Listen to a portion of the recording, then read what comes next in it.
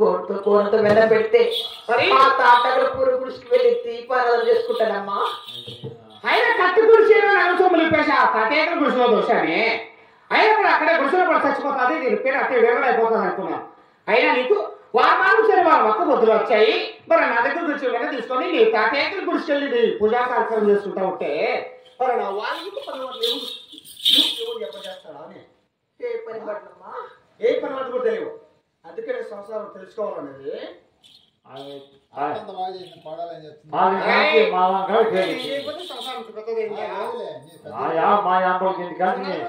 తెలుసా అయిపోతుంది. ఎందుకంటే పగొట్టేస్తాడా వ్యాపారం కాంచి చూడు. నీకు వెన్న కావాలంటే నా వాళ్ళు కూడా పని మాట నూట తక్కువ పని మాట చేయాలి. పని పడనమ్మా. చూడు ఇంటికి వెళ్ళి గడవా నగిరికి నన్ను గడవా కాదు రావుల పేడ వేదుల్లో బర్రెలు పేడ వేడి కదా వేడి మొక్కలు పచ్చడి చేడి 10 మొక్కలు అత్తండి అద్దాల మేడ మామండే కొత్తలు సావిడి 6 ఎకరాల ఆవరణాలు అల్లికి ముక్కలు పెట్టాలి. కదిరి పుట్టలు జొన్నలు దంచి అత్తయ్య ఇలాంటి పరివర్తన చేశాను. అత్తయ్య నాకు ఒక్కసారి గొప్ప చెప్పారనుకో అప్పటికే నేను నీకు వెన్న పెడతాను పెట్టను తర్వాత చెప్తాను. వెళ్ళు వెళ్ళవే వెళ్ళు ఆయన వాళ్ళ మామ కొట్టాడు అట్లా. అది చెయ్యి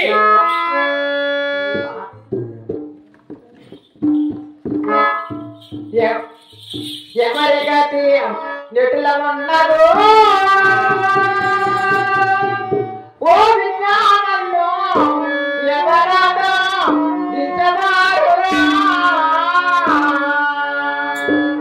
ఏమి గతి ఏమి చేయరా ఓ విజ్ఞానంలో ఎవరదో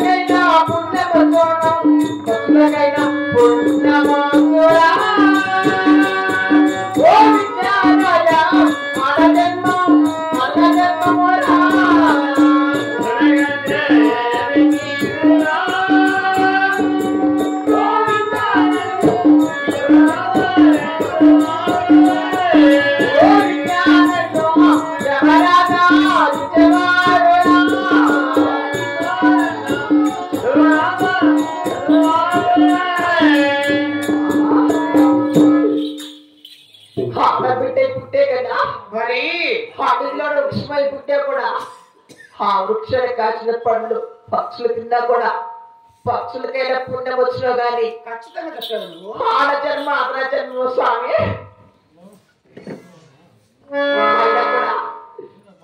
నా కొడుతో గొడత విన్న కావాలంటే మరి మా అత్త చెప్పి 10 పనులు చేసినా కూడా అప్పటికైనా కొడుతో గొడత పెట్టలే కదా. అలాగే అత్త చెప్పి 10 పనులు చెప్పిన మాత్రం చేసుకోవాలి.